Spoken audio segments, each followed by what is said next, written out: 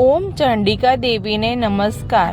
માર્કંડેયજીએ કહ્યું, હે પિતામહ, જે આ સંસારમાં પરમ ગોપનીય અને મનુષ્યનું બધી રીતે રક્ષણ કરનારું છે અને જેને તમે અત્યાર સુધી બીજા કોઈ સામે પ્રગટ ન કર્યું હોય એવું કોઈ સાધન મને કહી બતાવો। બ્રહ્માજી બોલ્યા, હે બ્રાહ્મણ, એવું સાધન તો એકમાત્ર દેવીનું કવચ જ છે, જે ગોપનીય કરતાં પણ પરમ ગોપનીય, પવિત્ર તથા બધા પ્રાણીઓ ઉપર ઉપકાર કરનારું છે।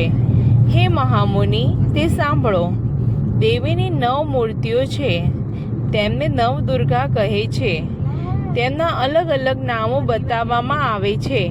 પહેલું નામ શૈલપુત્રી છે, બીજું નામ બ્રહ્મચારિણી છે, ત્રીજું ચંદ્રઘંટાના નામે પ્રસિદ્ધ છે, ચોથી મૂર્તિને કુષ્માંડા કહે છે, પાંચમી દુર્ગાનું નામ સ્કંદ માતા છે, છઠ્ઠી દુર્ગાનું નામ કાત્યાયની છે, સાતમું સ્વરૂપ કાલરાત્રિ, આઠમું સ્વરૂપ મહાગૌરી અને નવમી દુર્ગા એટલે સિદ્ધિદાત્રી। આ બધા નામ વેદ ભગવાન દ્વારા કહેવાયા છે। જ્યારે કોઈ મનુષ્ય અગ્નિથી સળગી રહ્યો હોય, યુદ્ધ ભૂમિમાં ઘેરાઈ ગયો હોય, સંકટમાં ફસાઈ ગયો હોય તેનું, તથા કોઈ ભયથી ડરી ગયો હોય અને દુર્ગાનું શરણ લીધું હોય તેનું ક્યારેય કોઈ અમંગળ થતું નથી। યુદ્ધના સમયે મુશ્કેલી હોવા છતાં પણ તેને કોઈ વિપત્તિ ઉદ્ભવતી નથી। તેને શોક, દુઃખ અને ભય પ્રાપ્ત થતા નથી। જેમણે દેવીનું ભક્તિપૂર્વક સ્મરણ કર્યું છે તેમનો અભ્યુદય નક્કી જ છે। હે દેવી, જેઓ તમારું ચિંતન કરે છે તેમનું તમે ચોક્કસ કલ્યાણ કરો, રક્ષણ કરો। ચામુંડા દેવી પ્રેત પર આરૂઢ થયેલા છે અને વારાહી પાડા પર સવારી કરે છે। ઐત્રીનું વાહન ઐરાવત હાથી છે, વૈષ્ણવી ગરુડ પર આવે છે અને માહેશ્વરી આકલા પર આરૂઢ થયેલા છે। કૌમારીનું વાહન મોર છે, વિષ્ણુપ્રિય લક્ષ્મી કમળ પર વિરાજમાન છે અને તેમના હાથમાં લાલ કમળ છે। આખલા પર આરૂઢ થયેલ દેવી ઈશ્વરીએ શ્વેત વસ્ત્ર ધારણ કરી રાખ્યા છે, બ્રાહ્મી હંસ પર બેઠેલા છે અને બધા જ આભૂષણો ધારણ કર્યા છે। આ બધા દેવીઓ માતાઓ યોગ શક્તિઓથી સંપન્ન છે, જેઓ અનેકવિધ આભૂષણો પહેરવાથી શોભે છે। તેમને અનેક રત્નો ધારણ કર્યા છે, ક્રોધથી ભરેલી છે અને ભક્તોનું રક્ષણ કરવા રથમાં બેઠેલી છે। આ દેવીઓના હાથમાં શંખ, ચક્ર, ગદા, શક્તિ, હળ, મૂસળ, ખેટક, તોમર, કુહાડી, દોરડું, કુંદ, ત્રિશૂળ અને ઉત્તમ શાન ધનુષ્ય ધારણ કરેલા છે। દૈત્યોના શરીરનો નાશ કરવો અને ભક્તોના અભય દાન આપવું, દેવતાઓનું હિત કરવું એ તેમના શસ્ત્ર ધારણનો ઉદ્દેશ્ય છે। મહારૌદ્ર રૂપ, અત્યંત ઘોર, પરાક્રમી, મહાબલી અને મહાઉત્સાહયુક્ત હે દેવી, તમે મહાન ભક્તનો નાશ કરનારા છો, તમને નમસ્કાર છે। તમારી સામે જોવું પણ મુશ્કેલ છે, શત્રુઓનો ભય વધારનારા હે જગદંબિકા, મારું રક્ષણ કરો। પૂર્વ દિશામાં ઐન્દ્રી શક્તિ મારું રક્ષણ કરે, અગ્નિ ખૂણામાં અગ્નિ શક્તિ, દક્ષિણ દિશામાં વારાહી તથા નૈઋત્ય ખૂણામાં ખડગધારિણી મારું રક્ષણ કરે, પશ્ચિમ દિશામાં વારુણી અને વાયવ્ય ખૂણામાં હરણ પર સવારી કરનારા દેવી મારું રક્ષણ કરો, ઉત્તર દિશામાં કુમારી અને ઈશાન ખૂણામાં શૂલધારિણી મારું રક્ષણ કરો। હે બ્રહ્માણી, તમે ઉપરની બાજુએ મારું રક્ષણ કરો, હે વૈષ્ણવ, તમે નીચેની બાજુએ મારું રક્ષણ કરો।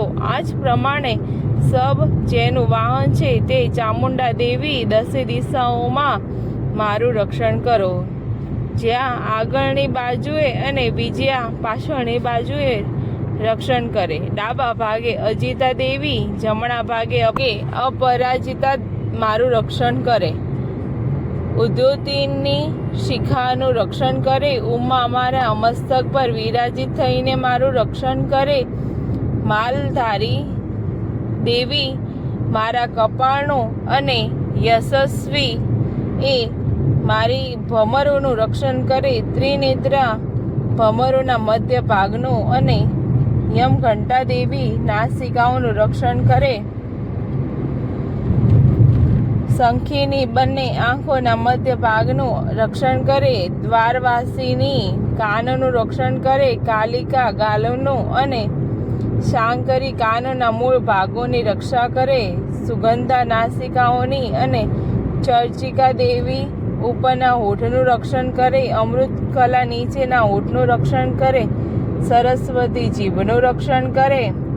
કૌમારી મારા દાંતોનું અને ચંડિકા કંઠ ભાગનું રક્ષણ કરે. ચિત્ર ઘંટા ગળાની ઘંટિકાઓનું અને મહામાયા તાળવાનું રક્ષણ કરે.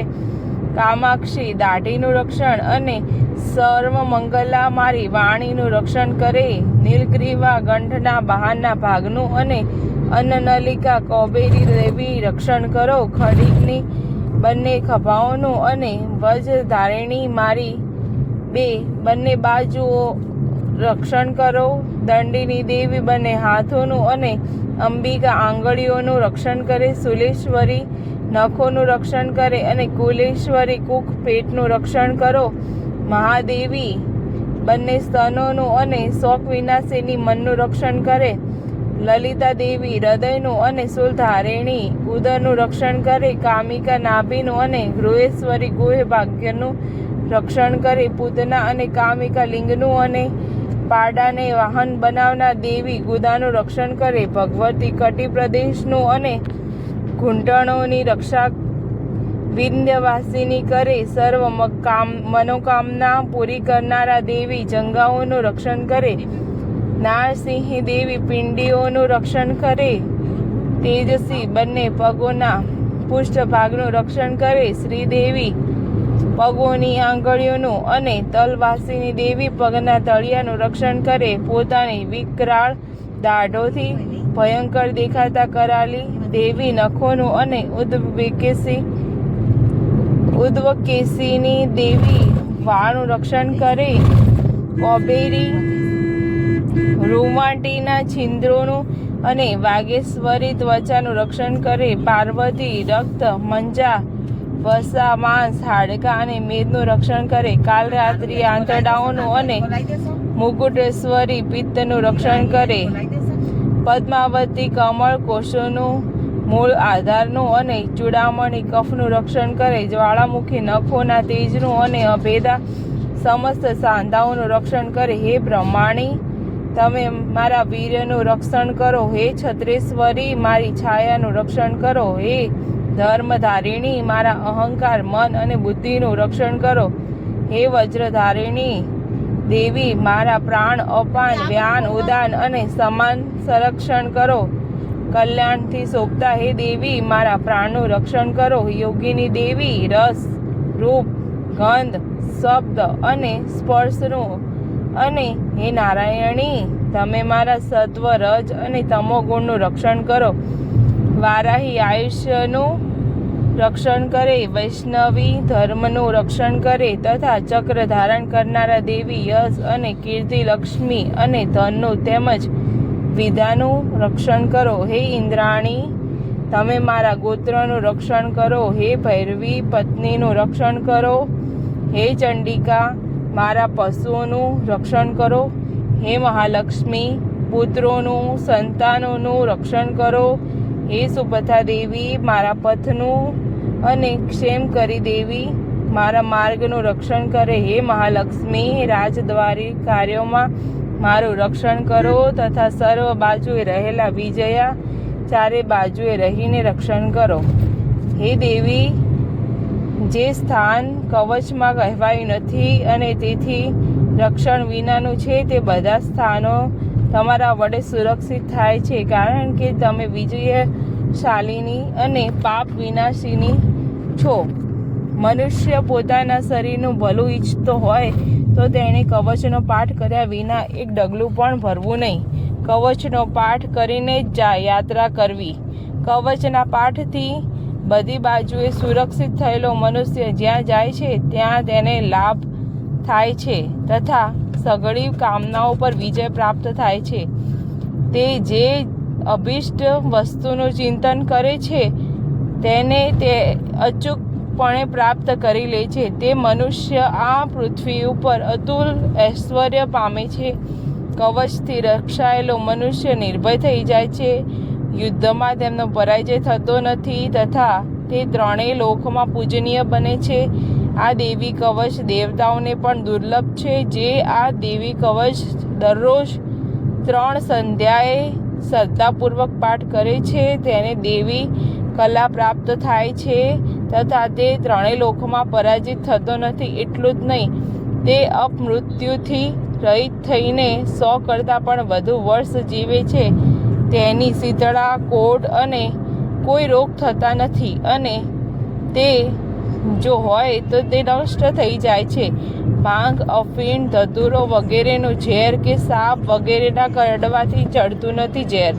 અહીં સર્પનું ઝેર અને તેલના મિશ્રણથી બનેલું કૃત્રિમ ઝેર, આ બધા પ્રકારના ઝેર ઉતરી જાય છે અને તેની અસર થતી નથી. આ પૃથ્વી ઉપર મારણ, મોહન અને વશીકરણ જેવા જેટલા પ્રયોગો છે તથા આ પ્રકારના જેટલા મંત્રો યંત્રો છે તે બધા આ કવચને હૃદયમાં ધારણ કરી લેવાથી તે મનુષ્યના દેખતા જ નષ્ટ થઈ જાય છે. એટલું જ નહીં, પૃથ્વી ઉપરના વિચરનારા ગ્રામ દેવતા, આકાશ અને પાણીમાંથી ઉત્પન્ન થતા ઉપદેશ માત્રથી સાધી શકાતા દેવો, પોતાના જન્મથી સાથે જ પ્રગટ થતા દેવતાઓ, કુલ દેવતાઓ, કંઠમાળા જેવા રોગો, ડાકણ, સાકણ, અંતરિક્ષમાં વિચરતી મહાન શક્તિઓ, ગ્રહ, ભૂત, પિશાચ, રાક્ષસો, બ્રહ્મ, રાક્ષસ, વેતાળ, ભૈરવ વગેરે અનિષ્ટકારી દેવતાઓ પણ જો હૃદયમાં કવચ ધારણ કર્યું હોય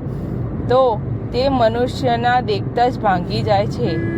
કવચ ધારણ કરનારા મનુષ્યની રાજા તરફથી સન્માન અને વૃદ્ધિ થાય છે. આ કવચ મનુષ્યના તેજની વૃદ્ધિ કરનારું અને ઉત્તમ છે. આ કવચનો પાઠ કરનારો મનુષ્ય પોતાની કીર્તિથી શોભા પામીને પૃથ્વી ઉપર પોતાના યશ સાથે વૃદ્ધિ પામે છે. જે પહેલા કવચ કરીને સપ્તસતી ચંડી પાઠ કરે છે તેને જ્યાં સુધી વન પર્વત હોય ત્યાં સુધી તે આનંદથી યુક્ત આ પૃથ્વી ઉપર રહે છે. તેના પુત્રો, પૌત્રો, સંતાન પરંપરા બનેલી રહે છે. પછી દેહાંત થતાં તે મનુષ્ય મહામાયાની કૃપાથી નિત્ય પરમ પદને પામે છે, જે દેવતાઓને પણ દુર્લભ છે.